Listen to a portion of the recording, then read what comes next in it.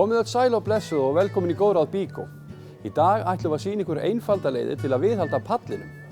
Afar mikilvægt er að kíkja til veðurs áður en farið í slíka viðhaldsvinnu og verða veðurskilyrðin að vera hagstæð á meðan framkvæmdinni stendur. Einnig er mikilvægt að þegar olía borin á pallinn að pallefnið sé þurrt og hreint. Við erum stödd hér á palli sem er aðeins komin til ára sinna. Það er grámi farin að myndast á honum og komið tími á viðhald. En fyrsta skrefið áður en farið í framkvæmdina sjálfa er að vanda valið á viðhaldsvörunum. En hér má sjá þau efni og verkfæri sem við ætlum að notast við hér í dag.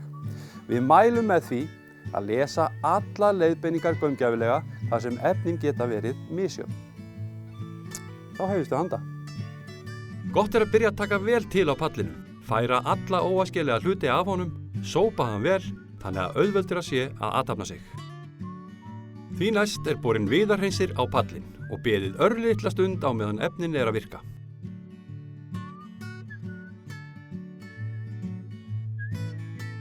Þar næst er pallurinn skrúbbaður með stífum bursta og vatni og ef völ er á, þá er einnig gott að nota háþrýstidælu til verksins.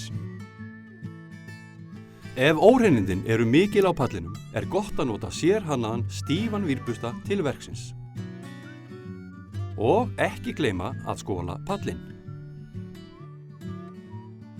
Pallurinn fær svo tíma til að þorna. Gott er að nota rakamæli til að mæla rétt rakastig. Í kringum 20% rakastig er ákjósanlegt áður en borin er olía á pallinn. Ef viðurinn er úfinn er gott að slípa létt yfir hann með sandpapír og gæta þess að sópa vel yfir pallinn að því loknu.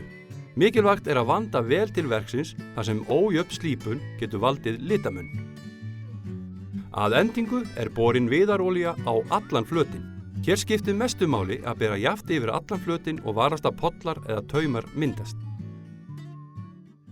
Ef pallurinn er mjög þurr og illa farinn, þá er að gera að bera aðra umferð af viðarolíu á hann.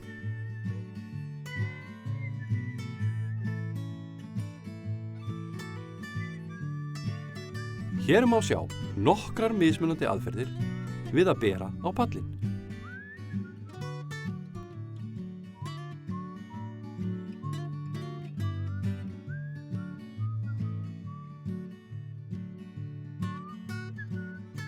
Loka frágangurinn snýst að þurrka upp polla eða tauma með bómullaklúbb eftir áburð.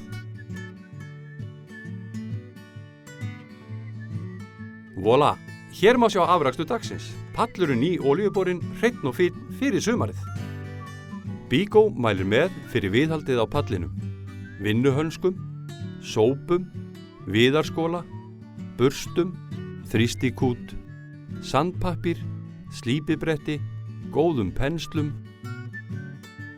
málingarskafti, pallaolíu og grísjuklútum. Eins og þið sáuð þarna, þá er einfalt mál að taka pallinn í gegn og bera á hann. Þegar bera þarf á nýjan pall er gott ráð að leyfa honum að standa í 2 til 4 vikur áður en borið er á hann. Og munið, við hjá Bíkó erum alltaf til í að veita fleiri góð ráð þegar kemur að framkvæmdum. Að lokum þakka ég fyrir í dag og kveð að sinni.